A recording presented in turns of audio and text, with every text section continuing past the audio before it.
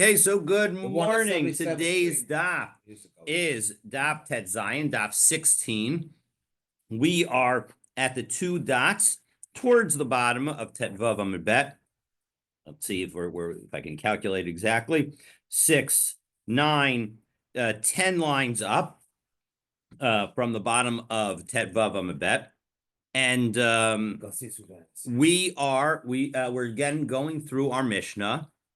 My apologies that I ran out of time, wasn't able to put together an on-screen summary, but we are going through our Mishnah, the opening Mishnah. What's the famous rabbi today? We're going to have some Rashi. So yeah, it's good to have Rashi as our partner again. And so we are going through the Mishnah that opened the Masechet Sanhedrin, where we learned. Rabbi we're going to have. We'll see. Let's take a look. Where we saw, I think we'll have some Rava and Abaye. Yeah. Well, you did. They're pretty famous. So, okay. So so Rava and Abaye will be helping us along the way as well. But our Mishnah listed the different number of judges, or the number of judges that were required for different kinds of cases. And so we're now up to the judging of an entire tribe. And we said that if you're judging an entire tribe, so then you need to have 71 judges. And that was what we referred to. It's, again, Ein Dunan Chulu. So, again, our Mishnah told us that you can only judge a tribe with 71 judges. So, Hai Shevet Techata B'mai. The Gemara wonders, what sin did the tribe do that we're now judging them all?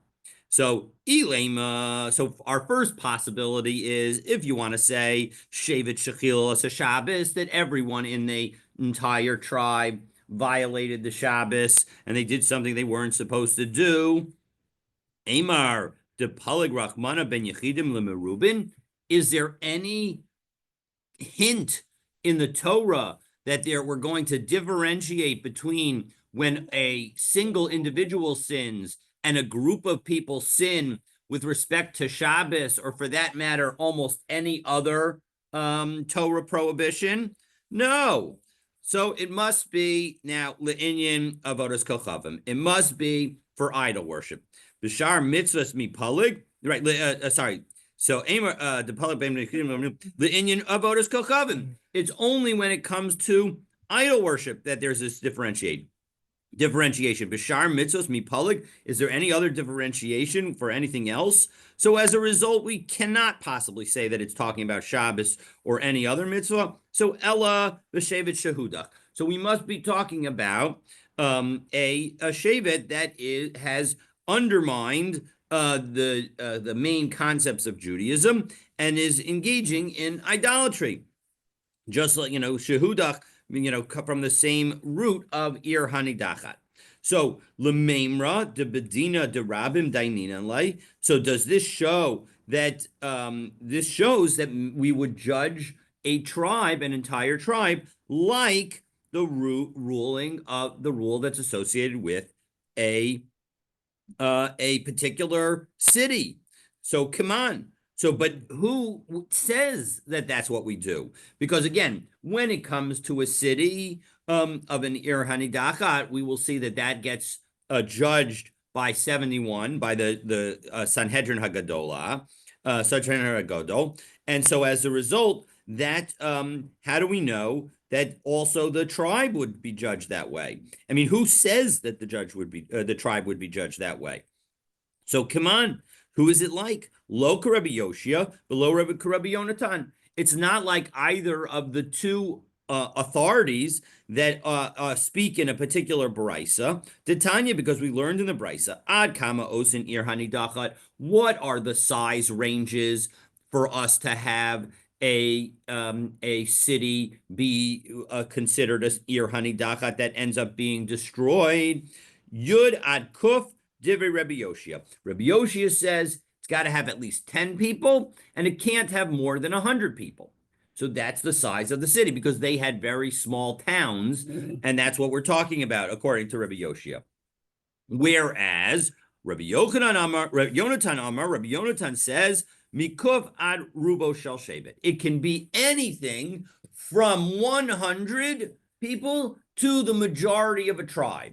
That's how big a city is. It's got to have at least 100 people, and it can't have more than a majority. It can't have more than a majority of the tribe. I mean, once you get to the majority of a tribe, then that's too big, and it's no longer a city.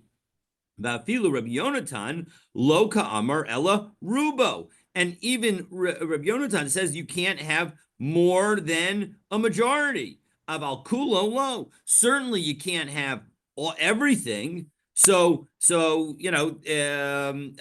it seems clear that it's not either opinion. So as a result, we at the moment will reject approach number 2 and say it can't be a ir hanidachas.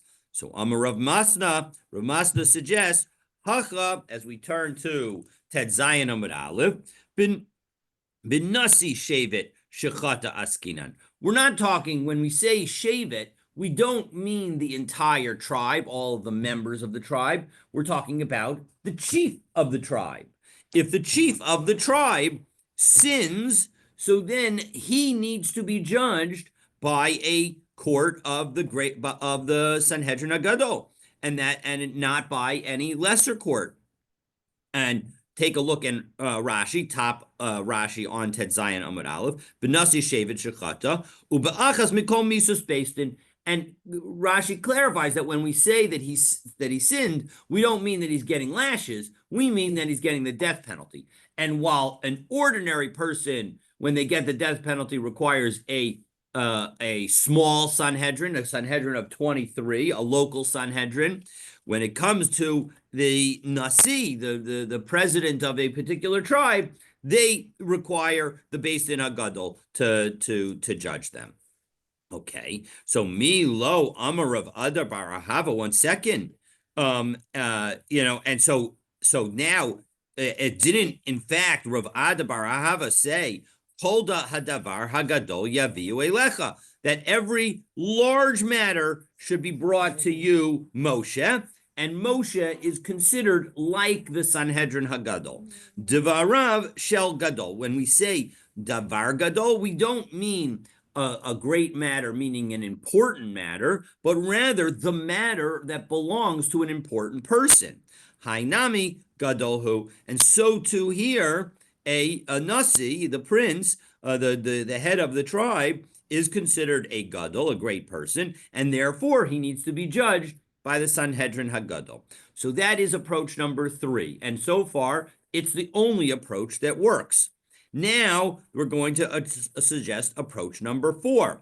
Ula Amar, again, 4th line on Ted Zayin Amud Aleph. Ula Amar Rabbi Yulazar biva'in al iske nachlos.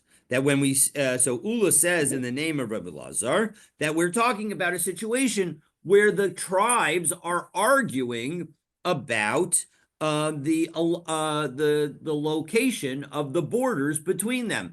Frankly, this one really resonated with me because as a lawyer, you know that there are certain cases that are special that go straight to the Supreme Court. And one of them is when states have arguments about the territories.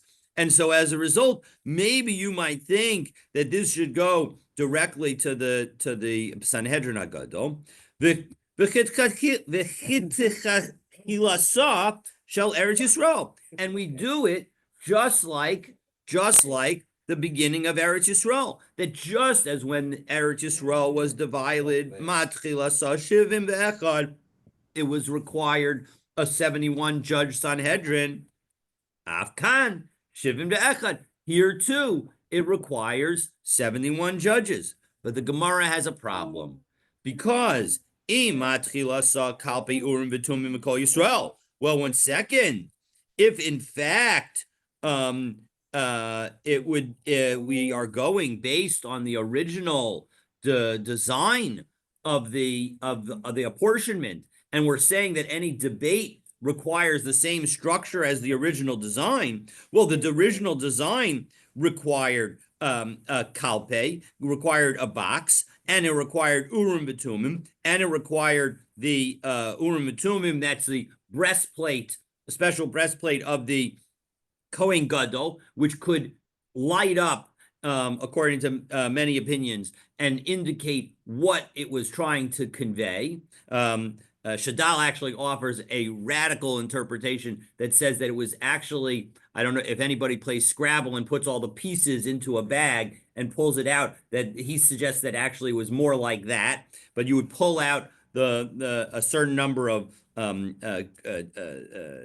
pieces, and that would get you the letters that you need in order to identify some kind of message from Hashem. So, and you needed the entire Jewish people there. So it would seem like you should need all of those things here as well. Avkan, Kalpi, Urim and Tumim, V'chol Yisrael. You should require all these things. You need to have, the lots. In fact, what they would do is they would have a box with the land locations, a box with the tribes, and then the Urim V'Tumim.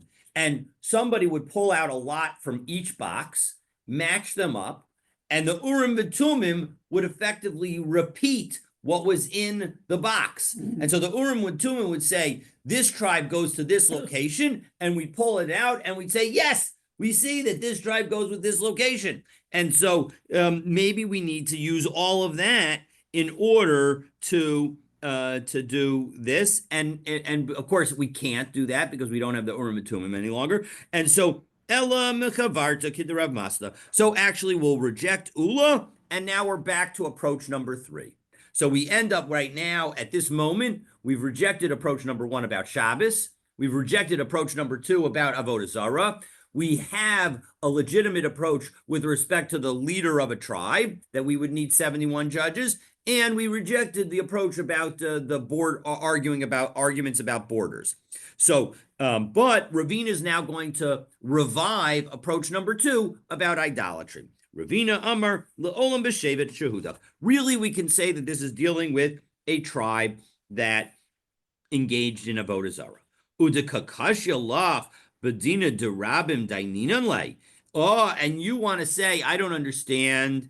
How can you judge them as a large group? We only allow judgments of a large group according to, remember we saw that there was Rabbi Yonatan and Rabbi Yoshia. Rabbi Yoshia only allowed 10 to 100, and Rabbi Yonatan allowed from 100 up to the majority of the tribe. So how can we judge more than that? So yes, we can judge more than that with the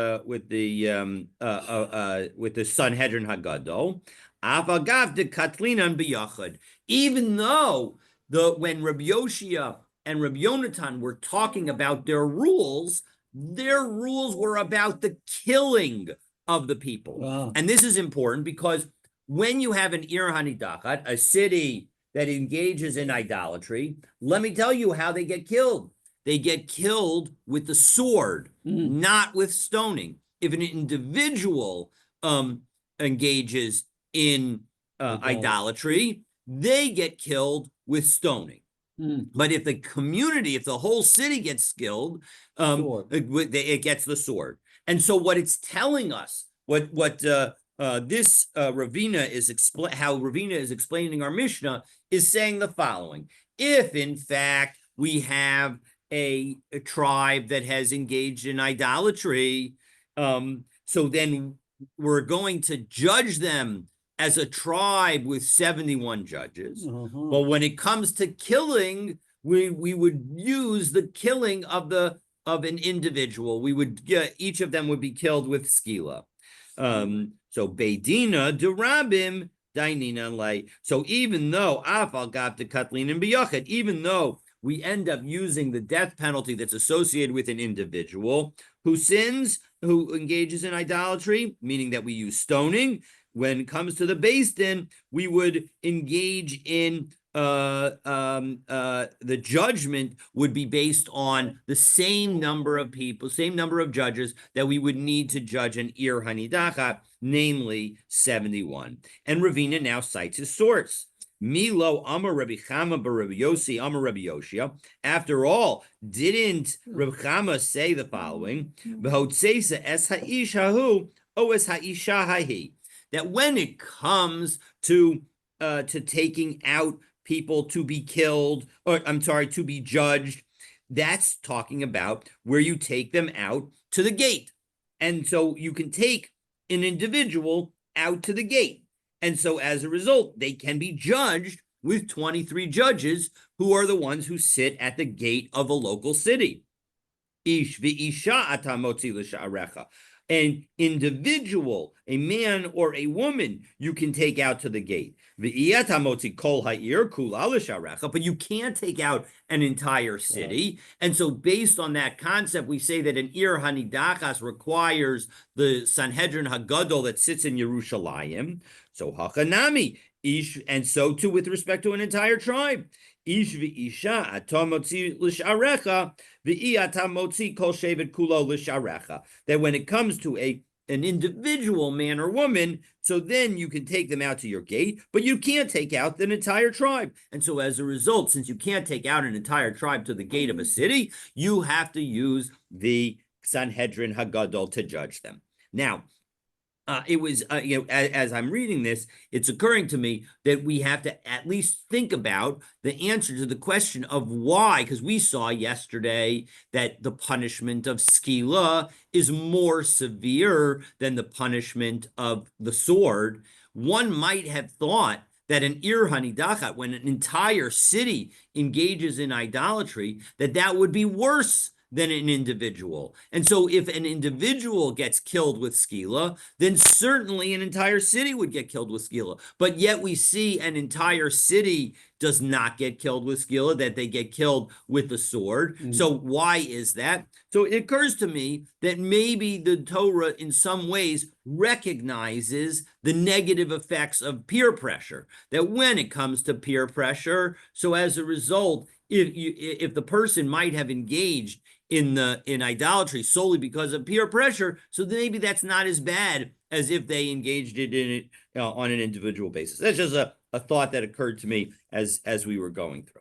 Okay, so now we continue with the next line in our Mishnah. Back again, Mishnah, the original Mishnah in this parak was all combined into the very beginning of the parak, and it said, "Lo es nevi hasheker." We don't judge a false prophet with anything other than the Sanhedrin Hagadol of 71. So why is that? So minahani mili, how do we know that you need 71 judges? So Rabbi Yossi Rabbi Chanina Asya Hazada Mizakein Mamre, that we have a Gzeira Shava. Rabbi Yossi says that it says that he did something intentionally, Hazada, from the same root as the word mazid, on purpose, and he did. It says in connection with a Zakein Mamre, that is a rebellious sage. That's a rabbi who teaches contrary to what the Sanhedrin Hagadol has ruled, notwithstanding the fact that the Sanhedrin Hagadol has ruled that way. He thinks he's right, and he can go against it. So that is an incorrect thinking, and that person is when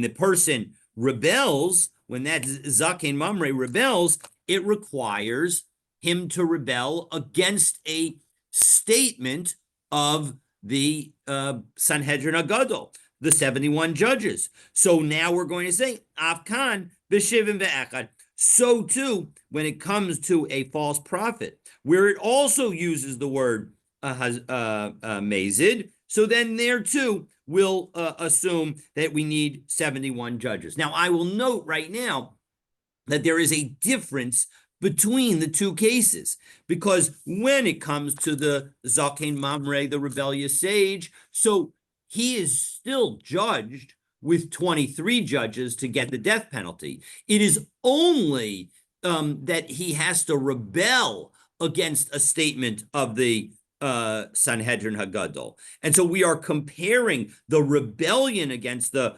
Sanhedrin Hagadol in one case to the number of judges that are required to try a false prophet on the other hand. So let's take a look at Rashi. Now, in this case, we're going to keep our finger on Rashi as we go through the Gemara.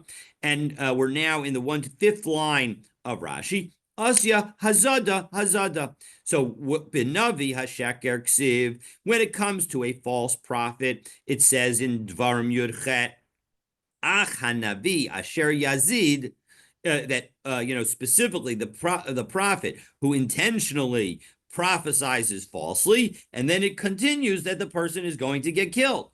Ubezaken mamre ksiv va'ish asher yaseh bizadon, and a man who engages in this action intentionally to undermine the ruling of the Sanhedrin Hagadol. So mazakein eno neharag elim kain hamara al pi beis din Hagadol, that when it comes to the zaken mamre, he needs to rebel against the statement of the Beit Din Hagadol, the Sanhedrin Hagadol of 71, Dixiv Vikamta V'alita, that you got up and you went and you taught. Af Hanavi Eno Nidon Ela Beit Din Hagadol. So too, when it comes to the judgment of the Navi, it requires a Beit Din Hagadol, requires the Sanhedrin. So again, it's not a perfect comparison. So, and that's what we're going to highlight now. V'ha hazada kiksiva b'ktala hu diksiva. But when it says in connection with the Zaken Mamre, that the rebellious sage, that he's going to get put to death, that's where it says hazada, that he acted willfully. Ukatala be'esrim utlasahu. And the killing, meaning the judging of that Zaken Mamre, even though the rebellion has to be against something said by the Sanhedrin Hagadol, the killing is actually done by a judge, by 23 judges. So that doesn't seem like a great source. Okay, so Kiksiva, so Ella Amaresh Lakish, Gamar Davar Mahamaraso. So no, when we say it's not the Gzereshava of Hazada, but rather it's the Gzereshava of the word Davar. That when so Lahadar Zaken Mamre. When it comes to the word davar, it says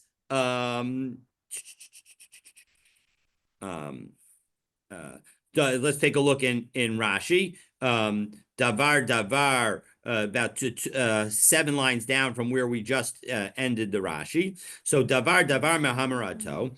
B'navi, when it comes to a false navi, b'katlei ksiv asher yazid ledaber davar, that who intentionally spoke these words. And bahamaras zaken, and when it comes to the rebellion of the rebellious elder, the rebellious sage. So ksiv vasita alpi hadavar. Now it doesn't actually say those words. It says va'asu es hadavar. But the point is that the similar wording is used. Now we've got a verse that talks about the action of the Zaken Mamre. And the action of the Zaken Mamre is rebelling against the 71 judges of the Beit Din Hagadol, of the Sanhedrin. And so as a result, what we end up with is we now have that because it takes a rebellion against 71 judges to be considered a Zaken Mamre, so too we're going to require 71 judges to judge a false prophet. But now the Gemara asks, Ula hadar Zaken Mamre, Ula gamar, Ula veligmar, hazada min nevi hasheker. So 1 second, why don't we learn in the other direction using the Gzeira Shava that we mentioned at the beginning. That now that you've told me that it takes 71 judges to judge a false prophet, let's learn from that we should require 71 judges to judge a Zaken Mamre, not 23 judges. So the Gemara answers, davar gamir, hazada lo gamir. As Rashi explains, davar, hak zereshava, the davar gamir le, that this zereshava of the word davar, that was something that was a tradition that was passed down. Hi Tana Murabe, one, Tana from his teacher. Aval hakta hazada lo gamir le mirabe. But the other one, the original one that we were thinking about, that was never taught by his teacher to him. The kal v'chomer adam dan me'atzmo. Now, when it comes to a kal v'chomer, learning from the less strong to the more strong, that if somebody can pick up 10 pounds, then they can certainly pick up 5 pounds, right? That one person can learn for himself. The Ein Adam Dan Gzeira Shava Ma'atzma, but you don't have the ability to say, oh, this word is over here in the Torah, and the same word is over here in the Torah, and therefore we should learn those two laws are comparable. That requires a tradition. Without that, we can't learn it on our own. Ella im Don't we say that you can't make up your own kal Kal v'chomer? You can only do it if you learned it from your teacher. Halacha l'Moshe miSinai, all the way back to Moshe from Sinai. De'ika l'meimar kurala milsa achrisa asa. Because if you try to do that, it may be that that wording was chosen for a different reason. V'chein halacha ravachas b'Yisrael, and this is an important, clear, wide rule in Israel. So Rashi is highlighting that we don't learn Gzeira Shava on our own. So now, what did you have to ask, Ken? Don't we have a Masorah that one cannot make up his own Kal v'chomer? No, that is not true at all. We do not have a Masorah that you can make up your own, that you can't make up your own Kal v'chomer. You're specifically allowed to make up your own Kal v'chomer.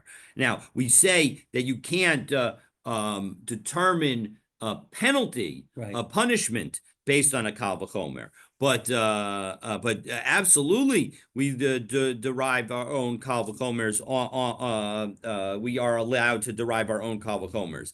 And so that's why we have to be careful about it, and that's why we have certain limitations on the scope of where we allow Kal v'chomer for exactly that reason. But that's the point that Rashi is telling us, that you're allowed to figure out your own Kal v'chomer. What you're not allowed to do is come up with your own Gzeira Shava. I don't know. I thought we said this in many cases, that it's so and so could not make a Kal v'chomer on his own. No. We say that you can't make a Gzeira Shava. I know that I know, but I thought, yeah. I mean, if you could think of, again, there are limitations, like we don't allow Gzeira Kal v'chomer to tell us sort of like what penalty, what punishment, etc. Although we sometimes will use that in connection, we'll use the concept of Kal v'chomer, as we just saw the other day, where we said, how could it possibly be that we were going to have a person killed with a stronger punishment with respect to their animal doing a killing than with respect to themselves doing a murder. So we do use a Kal v'chomer type logic in that situation, but again, we don't determine the punishment based on a Kal v'chomer. But in other cases, absolutely, we use Kal v'chomer on a regular basis to teach us certain kinds of limitations of how many things we need, etc. So okay. But if you think of a situation where we saw that, I welcome it, and we'll try and resolve how what the Gemara was talking about in that instance. Okay, the lo es Kohen Gadol, and similarly, our Mishnah told us we're at the 2 dots in the second wide line of Tet Zayin Amud Aleph. We saw that the Kohen Gadol only gets judged also by 71 judges. But how do I know that? So Amar Rav Ada bar Ahava de Amar Kra Kol Hadavar Hagadol Yaviu Elecha. Every great thing should be brought to Moshe. Dvarav Shel Gadol. When it means is not the importance of the matter, but rather it means the matter of an important person. So, Meisvei, 1 second, I don't understand how you could say that because we have a brisa that seems to say the exact opposite. Davar gadol. So let me back up and just note that there are two psukim. These are both in Perek Yud Chet of Shmos. First is pasuk Kaf Bet, and pasuk Kaf Bet says, "V'shavtu es ha'am b'chol eis." V'haya kol hadavar hagadol yaviu elecha, v'chol hadavar hakaton yishpetu heim, v'hakel me'elecha v'nasu itach. This is Yisro speaking to Moshe, telling him what he should be doing, that only the large matters should be coming to you, only the most important matters should be coming to you. And then 4 psukim later, 1 second. Hold on 1 second. Maybe I got no wrong. 4 psukim later in pasuk Kafvav, it says what Moshe did. V'shaftu es ha'am b'chol eis es hadavar hakasheh yeviyun el Moshe. The hard matters were brought to Moshe. V'chol hadavar hakaton yushpetu heim. And every small matter they were able to handle. So there's one statement about what was the advice, and a second statement about what actually happened. So now this brisa that we're about to cite is going to analogize those two, because in the first brisa, in the first pasuk, the pasuk of the advice, it used the term davar hagadol. And in the second one, it used the term davar hakasheh. So we're going to see what is this telling us. So meisvei davar hagadol davar kasheh. So when in the first verse, when it said davar gadol, it really means a hard matter, meaning a difficult matter. Maybe you want to say it should mean a matter of an important person. No, it doesn't mean that, because Kishahu Omer, when it says when the Torah says what actually happened, it says as hadavar hakasheh yeviyun Moshe, that they brought him the hard matters, meaning it was difficult. Hare davar kasheh amor. It specifically says what they did was bring him the hard matter. So it must be that when the advice was given, davar hagadol means a hard matter. So doesn't that show that it can't be that Rav Ada bar Ahava is right? And really, davar hagadol means a hard matter, not a dvarav shel gadol, and not a matter concerning a great person. So no, not necessarily. Huda Amar Ki Hai Tana, because Rav Ada will agree with the following Tana, Titania, because we have another brisa that sounds very much like the first brisa that we just learned, but it comes to a different conclusion. Davar Gadol, Dvarav Shel Gadol. That what does it mean when we say a great matter? It means a matter concerning a great person. Ata Omer Dvarav Shel Gadol, Oenu Ela Davar Hakashet. Oh, maybe it just means a difficult matter. How do you know that it means a matter concerning a great person? Well, let me tell you how I know. Kishahu Omer, when the pasuk tells us what Moshe actually did, it says Hadavar Hakasheh. It uses the term kasheh. Hare davar kashem, where it specifically uses the term kashem. So hama ani mekayim davar gadol. So why back then did we use a different language of davar gadol? Davarav shel gadol. It's telling us two different concepts.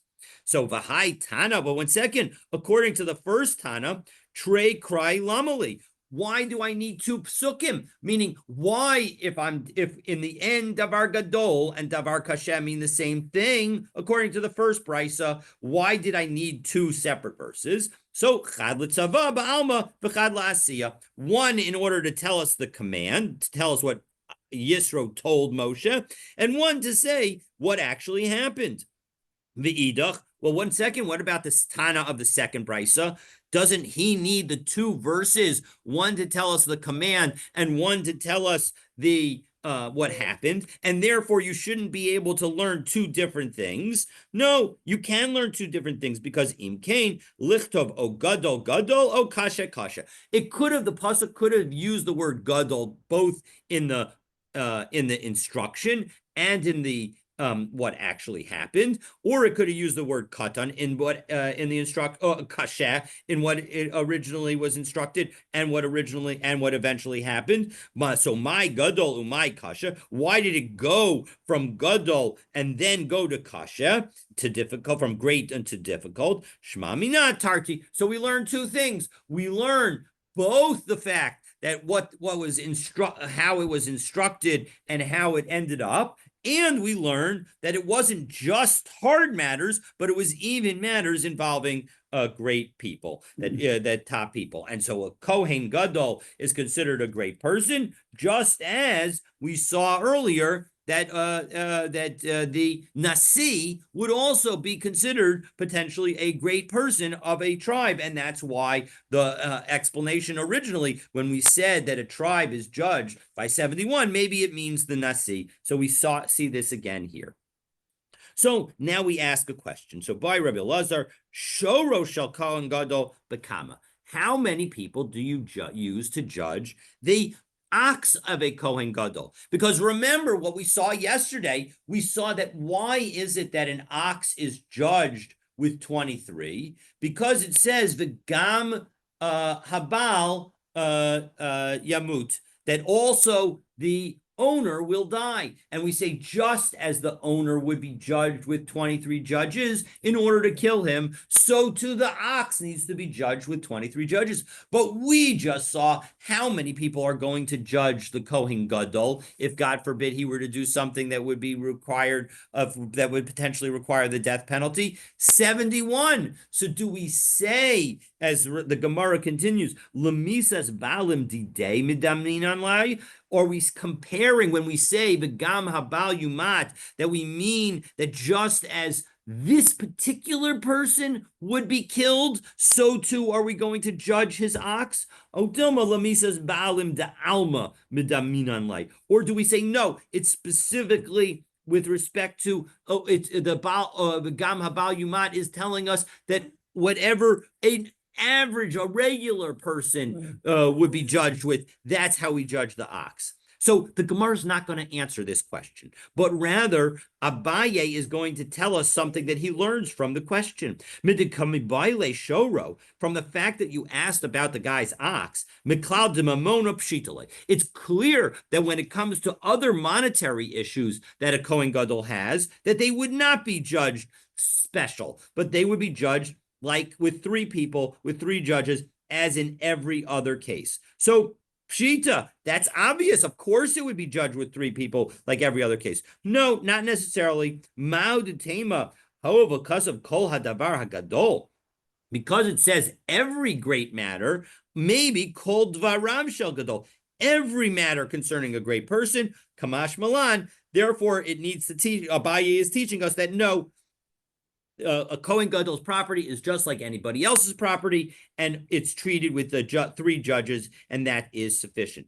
The way the Rambam records this halacha, it would seem, even though the Gemara did not answer the question with respect to the ox, it seems like that that it is only when it is the Kohen Gadol's life that is on the line, only then would he be judged with 71 judges. So even though it doesn't seem like it answers it, again, and of course it isn't really applicable in our day because we don't have a Kohen Gadol. God willing, we should have one soon. But the point is that would seem to suggest that only that the ox of a Kohen Gadol that God forbid gored and killed somebody would be judged with 23 and not with 71. Okay. So we learned earlier yesterday. You made the reference to the teaching yesterday with the Baalav Yumat, right? Exactly. But didn't we learn that ultimately the Baal is not killed, but he has to pay a kofar? Yes, 100%. So the Baal is not even though the ox, there is a distinction then between the ox would be killed, but the Baal would not be killed. Correct. So how do we bring that as a riot that the Baal, that which concerns Chaf Gimel with the Baal, when the Baal, there is not Dinin Nefashot regarding the Baal because the Baal was not going to be killed. That is precisely the lesson that we learned. The point is that why does the Torah specifically say the Gam Habal Yumat, and also the owner will be killed, even though we know the owner is not killed? In fact, the owner just pays damages. the Torah tells us, V'gama bal yumat, in order to tell us that just as the owner, if they were killed, would have been judged with 23 judges, so too when it comes to killing the ox, it requires 23 judges. But you're absolutely right. The owner is not in fact killed. He just pays monetary damages, but that's precisely the teaching, that the Torah went out of its way to say that the owner also dies, even though he does not die, even though he is not killed, because it's to tell us that we need 23 judges to judge the ox. Okay. So now the next piece, the Mishnah told us that the army goes out for a discretionary war only when you have the 71 judges agreeing. So minahani mili, when you have the consent of the Sanhedrin. So minahani mili, how do I know that? Rabbi Abahu, de Amar Kra Bilifnei Elazar HaKohen Yamod, that before Elazar the Kohen, he's going to stand, he meaning who, Zeh Melech. The he there refers to the king, namely Yehoshua at the time. V'chol b'nei Yisrael ito, and all of Israel is with him. Zeh Meshuach Milchama. This is the Kohen Gadol that is going to go out to battle. V'chol ha'edah, and then there's a reference in that pasuk to the entire community. Zeh Sanhedrin, that is the Sanhedrin. As we have seen before, that the Edah, which referred to a certain number when we saw it, is aligned with a court, and so here too, the Gemara is teaching us that that is referring to the Sanhedrin. So v'dilma Sanhedrin hu de ka'amar lehu rachmana delishailu be'urim v'tumim. Maybe when the Sanhedrin is referred to there, it's not telling us about the fact that the Sanhedrin has to vote, but rather the Sanhedrin is going to be the mechanism with which to ask the Urim V'Tumim. And so as a result, that doesn't tell us that the Sanhedrin needs to vote on this issue. Elaki hada amar Rav Acha bar Bizna amar Rabbi Shimon Chasida. So rather, let's listen to what Rav Acha bar Bizna said in the name of Rabbi Shimon Chasida. Kinor haya talui lamala mitaso shel David. We've seen this story several times, and we refer to it indirectly. Never mind. And so a harp would hang above the bed of David HaMelech. Kevan shehigia chatzos halayla, and when midnight would come, ruach tzfonis menasheves bo v'haya menagen me'elav. So a northern wind would blow and would cause the harp to play on its own. Miyad haya David omeid v'osek b'Torah ad she'ala amud hashachar. And so David HaMelech would get up at midnight, in the middle of the night, and study Torah all the way until the beginning of the day. And he didn't then just go back to sleep. What happened then? The wise people, the wise men of Israel would come in to be with David, and Amrulo, and they would say to him, Adonenu Amelech, Amuka Yisrael tzrikin leparnasah. Our people need money. There are so many poor people in the country. Amar lahen. So David HaMelech would say to them, they should do business with one another. Again, highlighting that Judaism is in general in favor of commerce and capitalism. So Amrulo, but they said to him, Ein hakometz masbia es ha'ari. The handful cannot feed the lion, meaning there's some times when things are so desperate that we don't have enough. Ve'ein habor mitmale mechuliato, and a pit cannot be filled with its own dirt. Now, actually, if you think about it, when you dig a pit and then you put the dirt back in, usually it's larger than the amount. So Rashi helps us and understands this as the following: second to last line on Tet Zayin Amud Aleph, the Ein Abor Mitmale Mechulyato Oker Cholya Mibor Amok. If you already have an empty pit and you dig out more dirt from it, v'chozer, and now you put that dirt back, v'hishlicha l'tocha, and you throw it into that pit, eino mitmale b'kach. That's not going to fill it up, right? If you have an empty, 5 foot by 5 foot by 5 foot pit, you can't dig into it in order to fill it up. That's not going to work. Kolomer ein sipuk biyadenu leparnes aniyim shebetochenu. What they're saying is we don't have enough funds to help all of the poor people. So what do? As we have seen throughout history, and it's no different for the Jewish people either. So Amar Lahem, L'chu pishtu yidechem bigdud. Go, go reach out against those gedud, those legions, meaning oppress the enemy.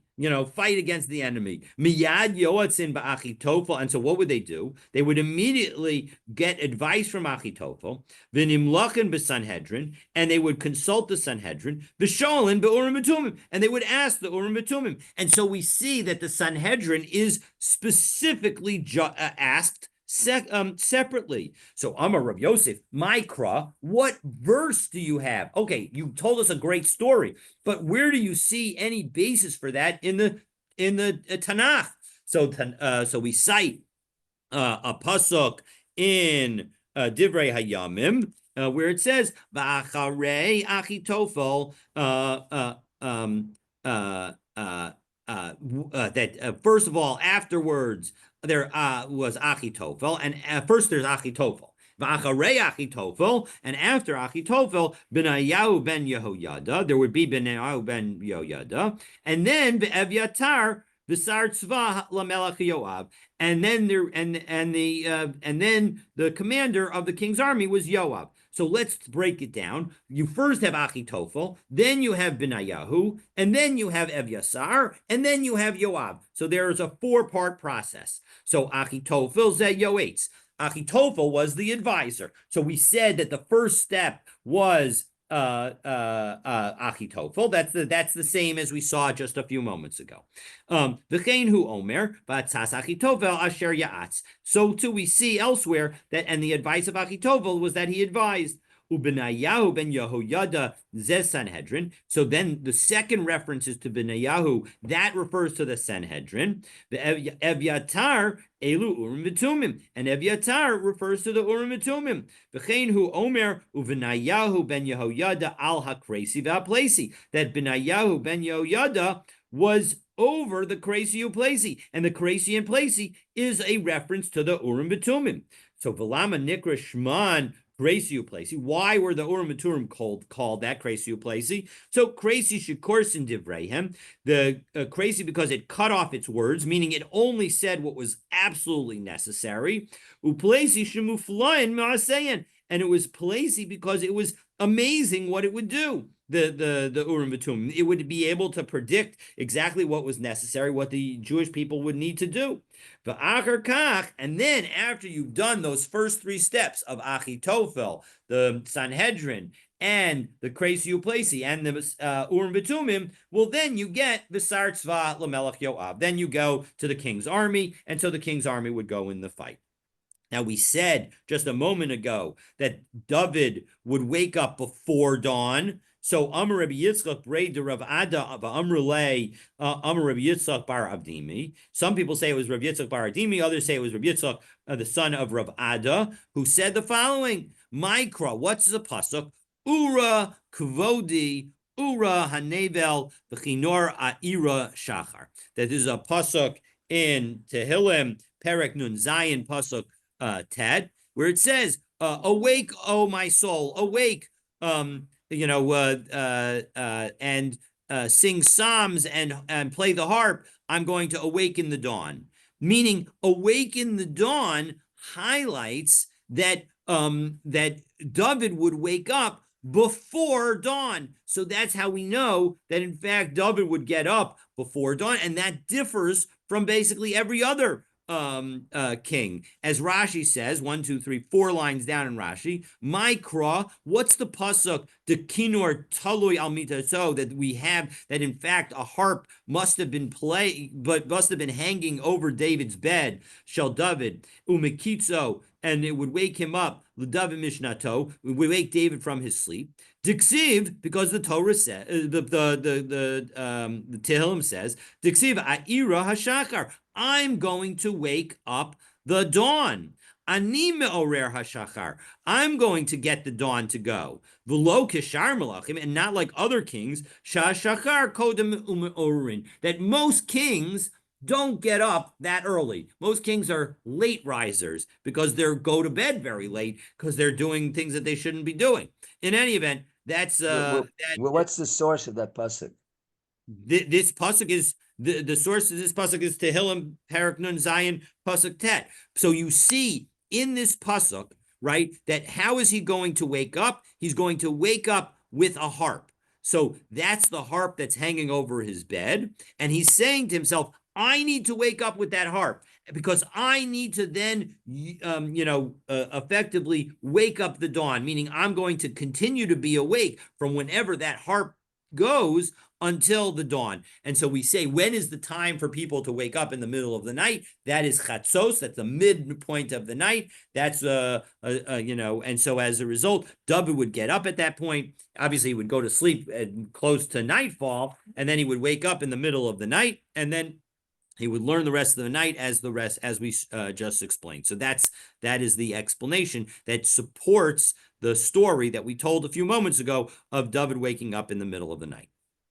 Okay, let's keep going just a little bit further. Ve'ein mosifin al ha'ir. We don't add to a city without the approval of the Sanhedrin Agadol. Menanimili, how do I know that? Amar Rav Shimi bar Chia, Amar Kra, Kechol asher ani mar'eh oscha es tavnis hamishkan v'chein tasu. So that just as I gave you all the utensils, so you're going to do l'darot habayin. That just as you did for the original creation of the space of the base of the Mishkan, so too you're going to do for all future generations. That just as Moshe did set up the parameters of the Mishkan, so too the Sanhedrin Agadol would determine the parameters of the Beit HaMikdash. So Masiv Rava kol hakelim she'asu Moshe Mashicha San that went second when it came to all the utensils that Moshe made. So then they were anointed. It was how they were sanctified. But after that point, it was usage that inaugurated them, that they became holy through their usage. V'amai, name of V'chein tasu l'doros haban. 1 second, why would usage be sufficient? Maybe they need to have anointment because, after all, we just said that you should use the same process in the future generations. No, shiny hasam the amrakra v'yimashachem. That the pasuk said that you're going to anoint them and then sanctify them.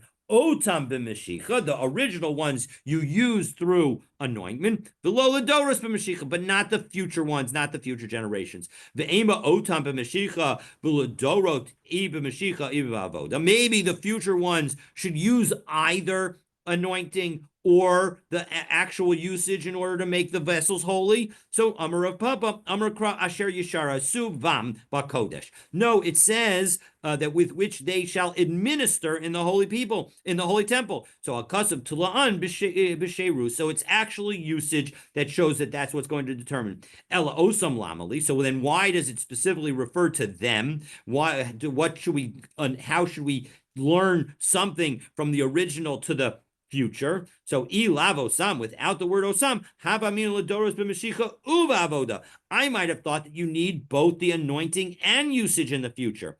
Dehaksi v'chein tasu, that you should do the same thing. So kasav rachmana osam, so it says the word osam that limits the discussion in the original creation of the utensils to only those utensils requiring anointing, osam b'mashicha, v'lo l'doros b'mashicha, and not the future ones with mashicha. The ein osin sanhedros. We don't make local sanhedrins with less than the organization that sets up the Sanhedrins requires itself to have 71 in order to set up the local Sanhedrins with 23. Minalan, how do I know that? It was Moshe himself who set up the Sanhedrins. And just as we've seen throughout much of the last part of this staff, Moshe himself is treated like 71 judges. So Tanu Rabbanan, Minayin Sha'amidim Shoftim L'Yisrael. How do I know that we need to appoint judges over Israel? Talmud Lomar, Shoftim Titain. This is all going to be learned from the first pasuk of Parsha Shoftim. Dream li Yisrael minayin. How do I know that we need to appoint officers who enforce the law? Talmud Lomar, Shotrim Titain. You have to put officers. Shoftim l'kol shevet v'shevet minayin. How do I know that each tribe needs them? Talmud Lomar, Shoftim l'shvatecha. That same pasuk all says, right? The pasuk says, "Shoftim v'shotrim titain lecha b'chol sharecha." You should put judges and officers in all your gates. Asher Hashem Elokecha nosein lacha, that Hashem gives you lishvatecha, to your tribes. V'shavtu esa'am mishpat tzedek, and then they should judge the people a righteous judgment. So that's the pasuk. Again, it's pasuk Dvarim Perek Tetzayin Pasuk Yudchet. So again, we're going to learn throughout this all these things from it. So first we learn that we need to have them. Now we're learning that they have to be on each and every tribe. Similarly, Shotrim L'chol Shevet V'Shevet Minayin. How do I know that each tribe requires officers? Talmud Lomer Shotrim L'Shvatecha. Again, the word Shotrim applies to the Shvatecha, to your tribes. Okay. Goes off, which we don't expect it to. All right, we're going to just pause for just a moment. We're almost done. Okay. Shoftim l'kol ir, the ir, minayin. How do I know that every city gets its own judges? Talmud Lomar, Shoftim lisharecha, that we have judges for the gates. Gates refers to cities. Shotrim l'kol ir v'ir. How do I know that we have officers, minayin? How do we know that officers need to be in every city? Talmud Lomar, Shotrim lisharecha. We have officers in every gate. So too that therefore. So Rabbi Yehuda Omer, Echad Mumuna al Kulam. That Rabbi Yehuda is the one who says that the Sanhedrin Agadol is appointed over all of these courts. Shenemar Titain Lecha, that you shall appoint for yourselves. Rabbi Shimon ben Gamliel Omer lishvatecha v'shavtu. And what is Rabbi Shimon ben Gamliel says that what is shavtecha l'shavtu, that for your tribes they shall judge. Mitzvah b'shevet ladun es shivto, that a tribe should judge itself.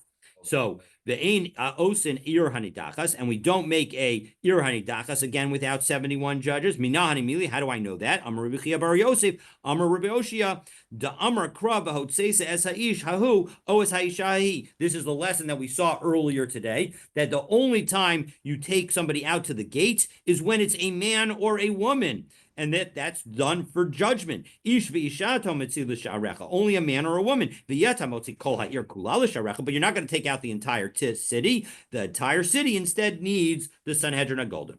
We don't make the Mishnah said that we don't make an ir hanidachas. We don't destroy a city that engages in idolatry if it's on a border. So my taima, what's the reason? Mikir bechab amar Rahmana, because the Torah specifically says that it's got to be from your midst. Your midst means inside of Israel, not velo minasfar, and not from the border. Velo shalosh, and we don't undo three towns. We don't destroy three towns as idolatrous.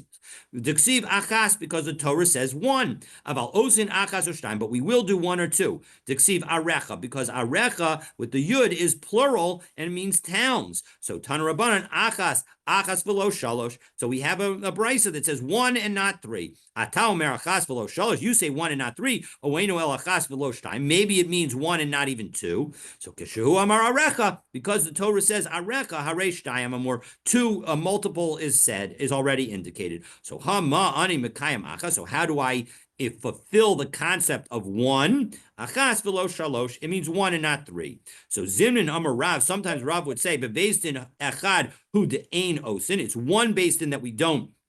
One high court that we have, and not and I'm sorry, the based in echad hu de'ein osin, that when it's only that we don't make more than one city an ir hanidachas with respect to one high court, meaning a future Sanhedrin could have habishnayim ushlosha batem dinin osin. But if you have multiple high courts, then you can have multiple towns that get destroyed. Zimnan Amar, and sometimes he would say Zimnan Amar Rav would sometimes say Afil bishnayim ushlosha bati dinin olam ein osin. Even if you had multiple courts, we would never have more than two towns that would be destroyed because of their idol worship. So my time of the Rav, what's Rav's reasoning? Mishum karcha, because of the concern of creating desolation within the land of Israel. We don't want there to be empty space there. So Amaresh Lakish lo shanu el b'makom echad. So when he's talking about within one particular region,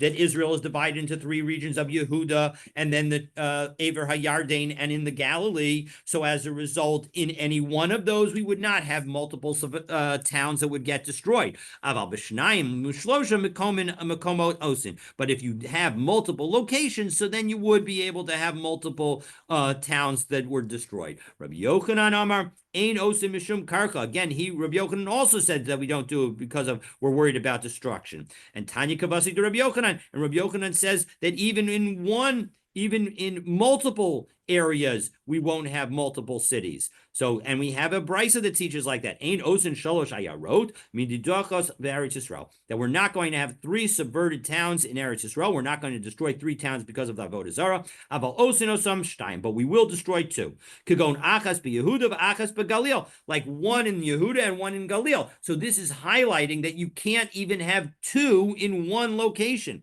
Aval shtayim beYehuda shtayim beGalil ein osin, but we would not do 2 in Yehuda or in 2 in Galil. Usmuch l'svar afilu achas ein osin, and when it comes to a border town, you can't even have 1 destroyed city. My taima shema yishma unachrim vayachrivu es Eretz Yisrael, because maybe the non-Jews will hear about it and they'll come in and attack on that border town. One second, we just said that why do you not have a border town be one that's destroyed because of avodah zarah? We said that was because of the word mikir b'cha, v'lo min asvar, that it has to be within Israel and not from the border. So why did you just give us a logical reason that we're worried about the concern of attacking? So Rabbi Shimon, the concern about attacking was really Rabbi Shimon, and because Rabbi Shimon's the one who says the Darish time of Dekra, Rabbi Shimon is the one who says that we figure out what the logic is behind the Torah, and we can use that logic to limit the scope of the Torah. Now, in fact, we do not paskin like Rabbi Shimon. We say ein darshan time of Dekra, and therefore our reasoning of why we would not destroy a border town is because the Torah says mikir b'cha mi mikir becha, that it has to be from within Eretz Yisrael and not from the border. So next time we will pick up with Sanhedrin Gedola, that the Sanhedrin Gedol had 71 judges, or according to Rabbi Yehuda, 70 judges, and we'll get into that machlokas, God willing, tomorrow. Thank you for your patience. Sorry for going a little bit long. Have a wonderful day, everybody. He said something about fire.